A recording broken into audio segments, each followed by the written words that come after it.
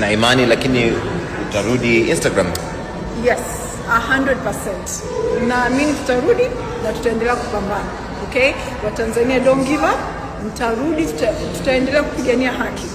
Watanzania tutapata justice, tutapata uwezo wa kuchagua viongozi wetu.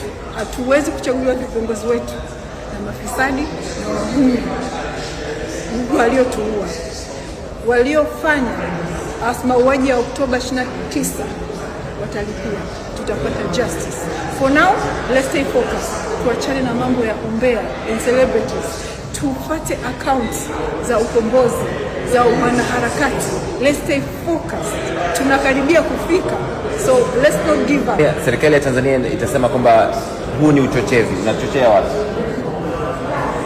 Kuchochea watu ni kuambia watu vitu vya uongo, afu kuambia watu kachomeni moto au kafanyeni uhalifu. Mimi sikuwahi kufanya hivyo. Kipindi chote nilikuwa ninawaambia watu maandamano ya amani. Sikuwahi kuchochea mtu kufanya kitu kibaya wala, lakini kwenye maandamano yoyote duniani,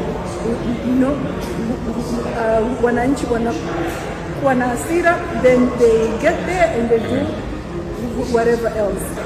Asante kaka kwa kutupigania. Asante.